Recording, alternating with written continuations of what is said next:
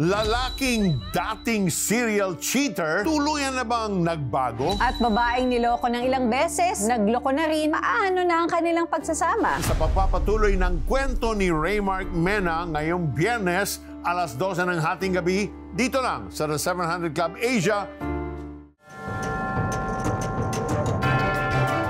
Sa gitna ng pagiging aktibo sa simbahan, ay nahulog muli sa kasalanan si Raymark nang hindi alam ng kanyang asawang si Julie. Hindi pa marunong mag-devotion, wala pa nagdi-disciple sa akin. Kaya siguro mabilis ako yung natitisod kagad, natutukso. Ngunit kalaunan, nalaman din iyon ni Julie sa pamamagitan ng ate ni Raymark. Hanggang sa umamin na rin mismo si Raymark. Lahat kinonfess niya na. Kaya doon ako nagpapasalamat sa Lord na Lord, thank you. Kasi hindi ko to nalaman nung hindi pa healed yung heart ko. Kasi kung nalaman ko siya, nawasak pa rin yung puso ko, na hindi pa rin magaling yung puso ko, malamang hiwalayin na kami talaga ni Raymark. Yung nagpuli surrender ako kay Lord, inalis po sa akin, Lord, lahat ng addiction ko, sex addiction. Parang nawala po yung appetite sa akin talaga. Sa kapatawarang natanggap mula sa Diyos, unti-unting nanumbalik ang init ng kanilang pagsasama. Sa tulong ng kanilang discipleship leader ay tuluyang naghilom ang puso ni Raymark mula sa mga sugat ng nakaraan. Napatawad na niya ang kanyang stepfather na unang nanakit sa kanya at nabahagian na rin ng mabuting balita ng Diyos ang kanyang ina. Buti na lang pala na mayroong nagtiis sa akin. May nagsaga, nag-disciple. Kasi kung wala, baka si Raymark, ganun pa rin yung buhay. Taong 2023, nasubok ang pananampalataya ni Raymark sa pagpanaw ng kanyang ate. Sabi ko, Lord, bakit ka? Naglilingkod ako sa iyo. Bakit kinuha mo ate? Ngunit hindi siya natinag. Sa halip, ginamit siya ng Diyos upang maibahagi ang mensahe ng kaligtasan sa kanyang buong pamilya. Hindi tumigil si Lord na nakahabagan ako. Hindi tumigil si Lord na mahalin ako. Ganun na rin po yung pinaparamdam mo sa ibang tao. Ngayon, si Raymark at ang kanyang sambahayan ay buong pusong naglilingkod sa Diyos sa pamamagitan ng evangelism, campus ministry, discipleship at outreach programs. Seek first the kingdom of God and His righteousness, and all these things shall be added to you.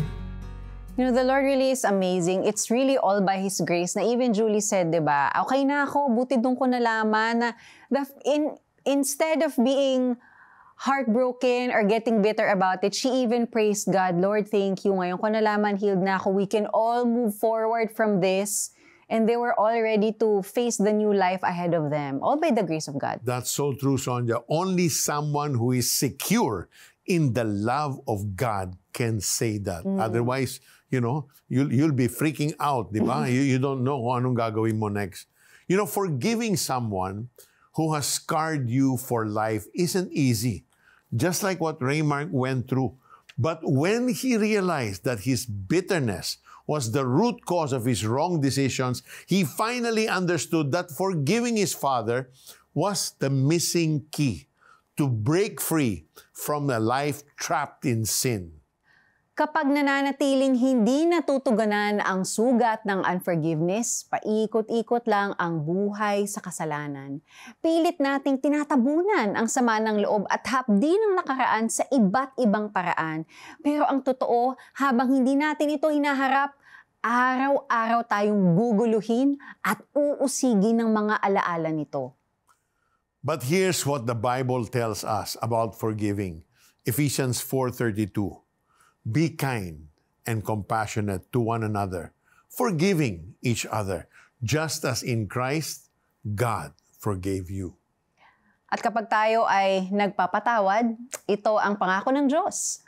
1 John 1:9 says, if we confess our sins, He is faithful and just and will forgive us our sins and purify us from all unrighteousness. Kapatid, ito na ang panahon para bitawan mo na ang sakit at patawarin ang nakasakit sa iyo. Masisimulan mo ang prosesong ito kung tatanggapin mo ang Panginoong Hesus and receive His forgiveness and mercy in your life. Come to Him now and surrender everything. Dear Jesus, I come to you this very moment with my pain, with my brokenness. And Lord, I admit that I cannot forgive without your help, that I cannot forgive without your touch in my life. But I want to forgive. Lord, help me do this. Pour to me your strength and your grace. But Lord, today I choose to surrender first to you. I ask your forgiveness for all the sins that I have committed against you, against those that I love. And I repent and choose to turn my back on my life of sin as I embrace you right now and accept what you did on the cross for me. So I come to you and ask you, Jesus, come into my life, be my Lord, be my Savior. Thank you for loving me. Thank you for setting me free and forgiving me all of my sins, my past, my present, my future. You nailed them all on the cross. Thank you for the victory, Lord. I now rejoice and receive it wholeheartedly. This is my prayer in Jesus' name. Amen and amen. Kung tinanggap mo si Jesus bilang Panginoon at tagapagligtas, congratulations! You are now a new creation. A brand new life filled with God's hope and peace awaits you. Kung nanonood ka sa YouTube, mag-comment or mag-chat sa Facebook Messenger ng The 700 Club Asia ng Yes, tinanggap po si Jesus. At kung nais mong lumago sa pananampalataya, itype lang BSG para makasali sa aming online Bible Study Group. Sa ating pagbabalik, makakasama natin si Raymark at malalaman natin kung paano niya patuloy na overcome ang kanyang mga pagsubok sa buhay. We'll be right back after this. Panginoong Jesus, tinatanggap ko po kayo na aking Panginoon at tagapagligtas. Sumabay ka ba sa panalangin upang tanggapin si Jesus? Narito ang CBN Asia Prayer Center para sa iyo 24/7 upang tulungan kang magsimula ng panibagong buhay na punong-puno ng pag-asa, kapayapaan at tagumpay. Just text YES, your name and location o mag-chat sa The 700 Club Asia Facebook Messenger. Ang pag-asa ay parang isang buto. Kailangan ng pag-aaruga upang lumago. Dahil sa inyong suporta, patuloy ang CBN Asia sa pagtatanim ng pag-asa. Hindi tayo titigil dahil marami pa ang kababayan nating nangangailangan nito. Maging kabahagi na at mag-donate ng 500 pesos sa CBN Asia. Bilang pasasalamat, makakatanggap ka ng access sa A Proverb a Day Reading Plan and 31-day video devotional to gain wisdom, guidance, and encouragement for daily life. Ikaw ba'y bigo, nagsisisi, nasasaktan, nakagapos sa pait ng nakaraan? Don't let your past define who you are. God defines who you are. Pakinggan ang 7 Steps to Restart para sa bagong simula. Matatanggap mo ang exclusive access sa audio teaching ni Peter Kairos kapag nagbigay ka sa CBN Asia ng kahit na magkanong halaga. Iscan ang QR code para maipadala ang donasyon. Restart para sa bagong simula. Become a CBN Asia partner today. Madalas ang trauma mula sa mga sugat at pagkakasalang naranasan natin ang ugat ng hindi pagpapatawad.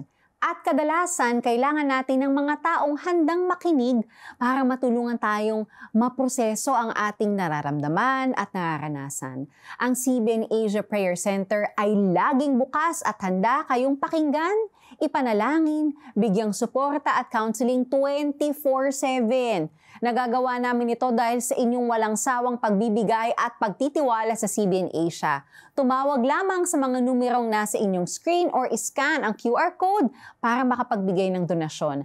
Ang maliit na hakbang ng kabutihan mula sa inyo ay maaaring magligtas ng buhay. Brother Peter? Alam mo, Sonja, kasama natin muli si Raymark Mena. Dumaan siya sa maraming pagsubok sa buhay and yet he is still standing by the grace of God. So we want to welcome back to our program for the 5th day, Yes. si Raymark. Ayan. Welcome back, Raymark. So, Raymark, you run a business and are also involved in ministry sa church nyo. What kind of business do you have and how do you balance now yung business responsibilities mo and your ministry and even, as a father, as a husband?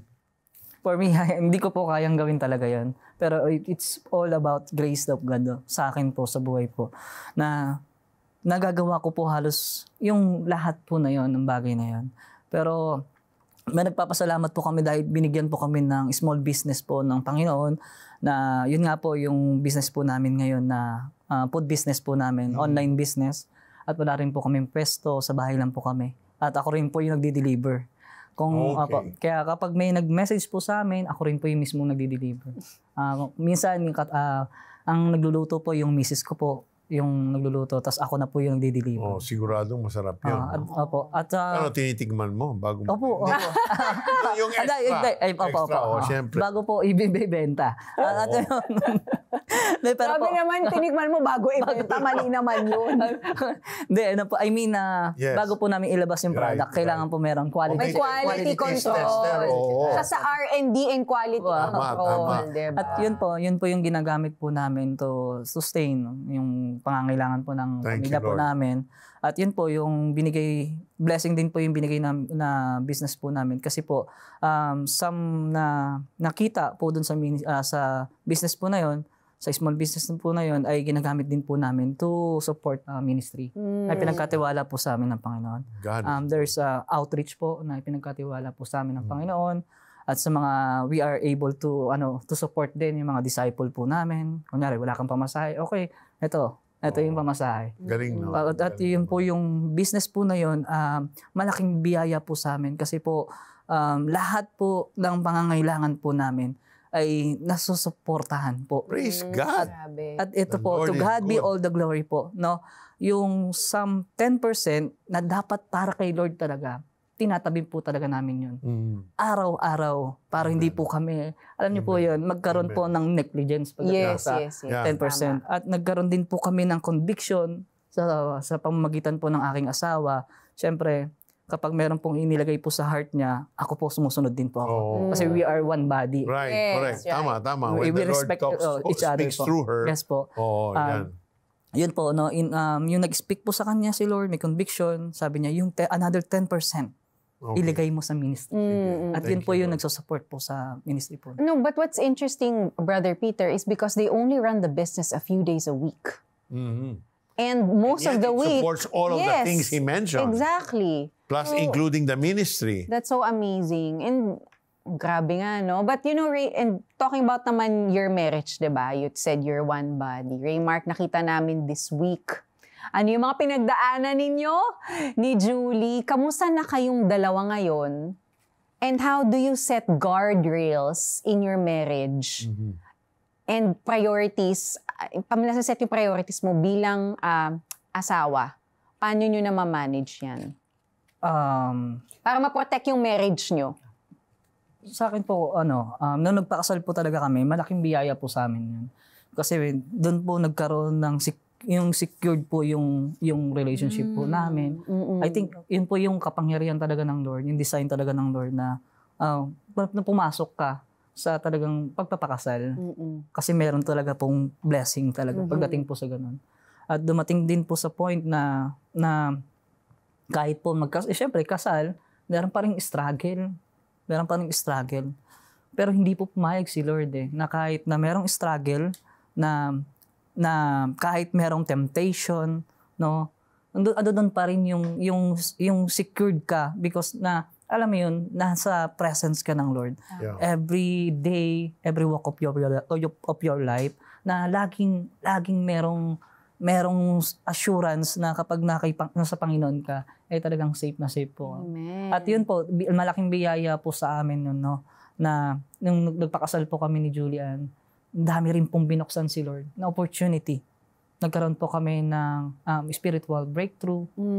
Yun po yung pinakamasarap. Thank you, Lord. At nagkaroon din po ng talagang freedom, forgiveness sa isa't isa. Amen. Kanina, in the video, you talked about noon nahirapan ka kasi walang nagdi-disciple. So nobody was showing you and walking with you in your journey with God. Now, you are part of a church community. How has being in a church community helped you na hindi ka na bumalik sa dati mong buhay? Malaki po kasing impact. Malaking impact din po na magkaroon po ng mga trusted people na environment na talagang same faith ng tutulong sa iyo doon sa spiritual journey mo. At yun po, nung nag-disciple po sa akin, yung spiritual father ko po. So talagang may accountability, no? Those are every man needs that. Yeah. So have you ever been in a situation where you were tempted to fall again? And if so, what practical steps did you take to flee from that temptation? Yes. Meron pong time na meron po akong ex na nag-message po sa akin nang sabi niya, hello. Yun po yung laging pag nagbabakasyon, nagkimimit po kami. Lagi po yan, pag nagbabakasyon. Kaya, sabi ko, ginawa ko, dahil meron nag-accountable sa akin na leader ko, spiritual father ko na nag-guide sa akin, and-expose ko kagad siya. Sabi ko, Tay, may nag-message sa akin. Sabi ko po dun sa pastor ko, Tay, may nag-message sa akin. Sabi niya, naku, demonyo yan, anak. Sabi niya gano'n, demonyo yan, anak. Kaya ang sabi ko, oo nga. Sabi ko gano'n. Sige, may message ko, huwag kang magre-reply. Tapos na po gano'n. Huwag ka naman huwag kang magre-reply. Tapos dumating pa po nung time na second po na meet po namin, pistang Kristiyano po yun sa Ubando. Grabe, may pistang Kristiyano po sa Ubando. Lahat po ng mga Christian ay nag-gather po in one place. Naglagay po ng at bumili po ako ng bottled water sa isang convenience store. Pag bumili ko po ng tubig doon sa convenience store, nakasalubong ko po yung yun nga po, yung ex na yun. Same person. Pangalawang bakasyon niya na po ulit yun. Sabi ko, tapos dahil nakita ko na po siya kagad, pagpasok ko pa lang, kunyari po wala po akong nakita. Tama. Good. Straight lang po yung tingin ko. Straight lang po talaga yung tingin ko. At sabi ko po, alam ko na nakikita niya ako na nakita ko siya. Ang ginawa ko, talagang wala po akong kunyari napansin. Ang ginawa ko, kumuha ko tubig. Paglabas ko po doon sa convenience store, ando doon, nag-aabang, ninaantay ako. Ginawa ko, binagalan ko po lumakad. Binagalan ko pong lumakad. Kasi nga po, gusto ko po talagang i-resist na eh.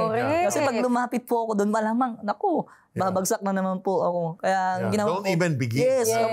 Kaya ginawa ko po, niresist ko po talaga. Sabi ko, at after po yun doon, in-expose ko na po lahat kay... I like what he did. The moment, kasi when you receive a text, that's a secret between you and yung nag-text sa'yo.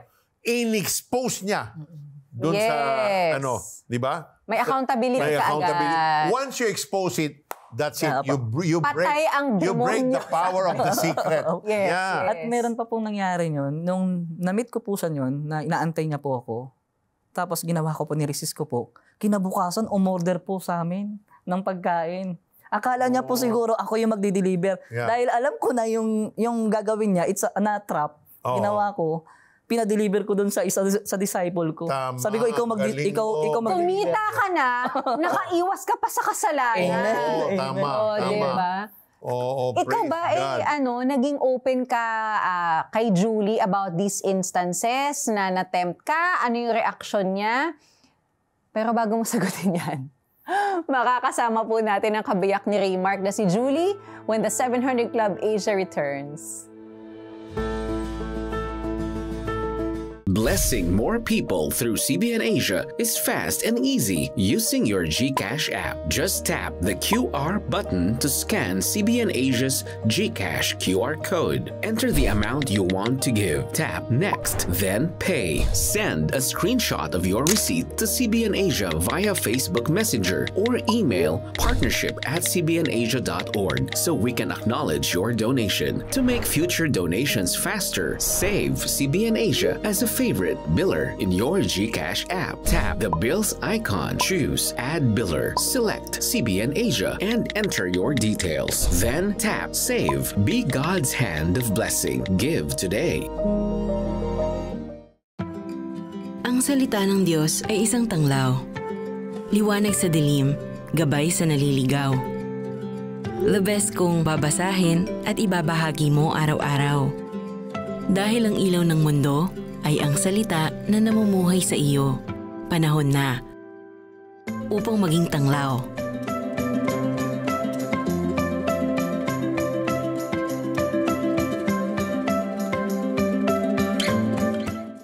magdodonate ako sa CBN Asia. Oo, bait naman. Sige. Type mo cbnasia.com/give. CBN Asia.com/give. Yan. Okay pa. Kaya mo na yan. Madali na yan. Ito na. Tulungan niyo po. Ang dami pong itatype eh. Tapos 4 lang ang daliri ko. Tapos ang dami pang hihinging details. Iba na eh. Ay, iba na. Iba na po. Icons na Opo. Nagbago na yan ang ito. Kaya ko na po to. Sige. Excuse kero to. Ako na po dito. Relax na po yan. Yan. Pagkatapos ko, Kuya Rodel, ikaw naman po mag-donate, ha? Ikaw nga po, 5 daliri mo, di ka nag-donate eh. Anong hindi? Kaka-donate ko lang sa cellphone. Sobrang dali na pala. Ano pa hinihintay natin? Donate na! Kaya hintay ka lang. Darating din ang panahon na tayo ay magtatagpo. We are back on the 700 Club Asia at kasama natin si Raymark at ang kanyang asawa na si Julie Ann. Kaya naman, welcome back for the 5th time sa aming show, Julie and Raymark. Okay, so ito na. Going back to the hanging question kanina. Si Raymark ba nagkikwento ng mga pagkakataong natitempt siya sa mga, temptations.com? Nakikwento niya ba sa'yo yun? And anong reaction mo pag ganun? Actually, kapag natitempt po siya, nagkaroon po siya ng kaisipan na hindi po sabihin sa akin. Pero sinasabi niya po dun sa spiritual father niya. Kasi po, ang dahilan niya, ayoko kasing masaktan ka uli. Ayoko kasi na pag nalaman mo, maiinis ka na naman. Tapos, sinabi ko po sa kanya talaga na ikwento mo sa akin para mapag-pray kita. Amen. That's right. Yes. And know this, no? Like I said kanina, it's not a sign of weakness or less ang mahal niya sa'yo or more. It's just the enemy, yan ang job description niya. Correct. I will tempt you. The enemy will not tempt Raymark, for halimbawa, sa gambling. Hindi naman niya weakness yun eh. Even me, not gonna tempt me sa gambling. It's always women. Alam niya yung weakness. Yes. Doon kanya titirahin. Yeah.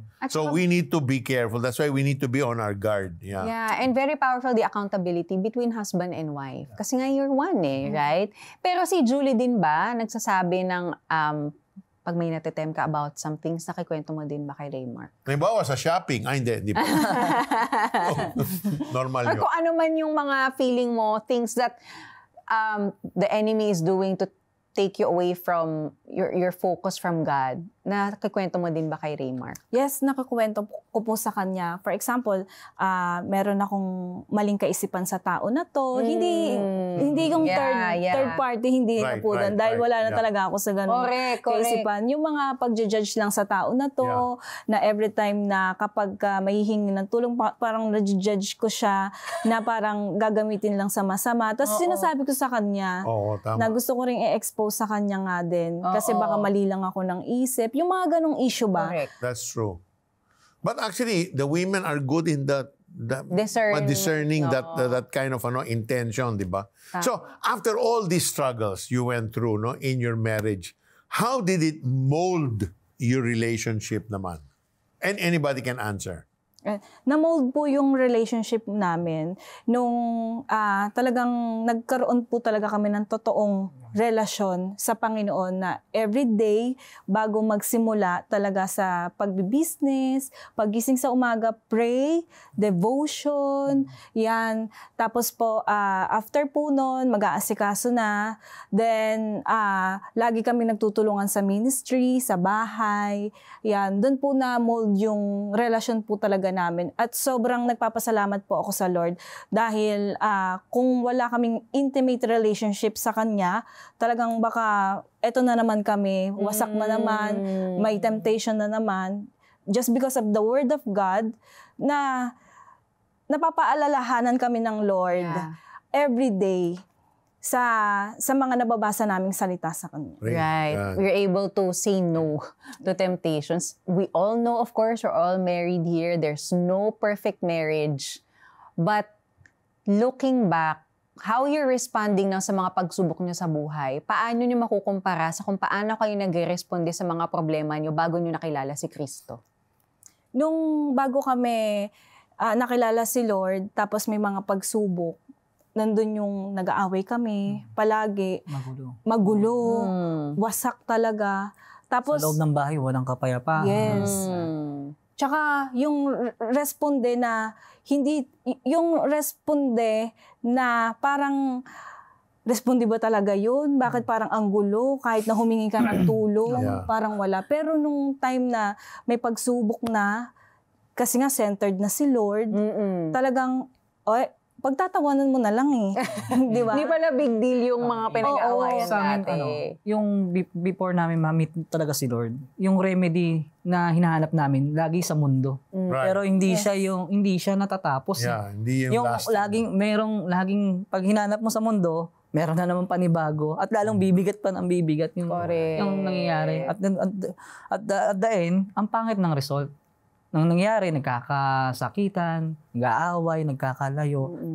Minsan, ang malaking impact din sa mga bata. Lalo kapag nag-arguean kaming dalawa, palitan ng mga masasakit na salita, ang nakakarinig minsan kadalasan ang mga bata. Malaki yung nagiging impact niya.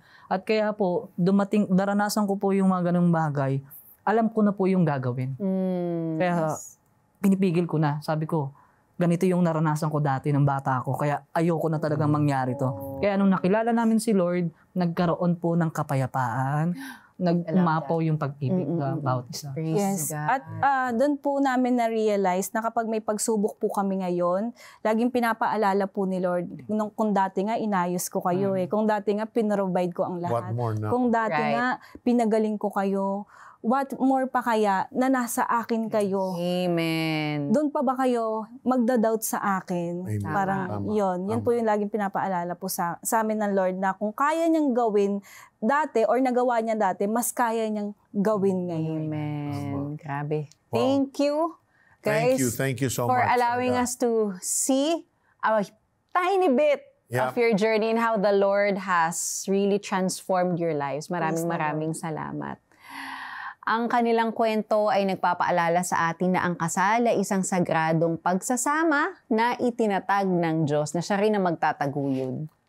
Tama. In the book of Genesis chapter 2 verse 24, God says, "Therefore a man shall leave his father and mother and hold fast to his wife, and they shall become one flesh." The Bible tells us that God is the author and architect of marriage. It was given to us as a blueprint, God's beautiful design for a man and a woman. As husbands and wives, we are called to nurture and take care of this wonderful relationship. Totoo na walang perfect marriage. Tayong mga tao ay likas na nagkakamali at nagkakasala, pero kapag isinuko natin ang ating relasyon sa Panginoon, siya ang tutulong para mapagtagumpayan natin ang mga hamon na ating hinaharap sa ating pagsasama. Gusto ni Jesus na manatiling matatag ang bawat mag-asawa. Sabi nga sa Biblia, kaya't ang pinagsama ng Diyos ay huwag paghihiwalayin ng tao. Amen. Kaya huwag mawalan ng pag-asa sa iyong buhay, mag-asawa. Kapit lang kay Jesus. If you are blessed with this episode and would like or love to see more stories of changed lives, partner with us. Support CBN Asia and help us produce more stories of hope and transformation on the 700 Club Asia. Scan the QR code on your screen and send your donation. Hanggang sa muli, manatili sa pag-ibig, kapayapaan at liwanag ni Kristo. God bless you!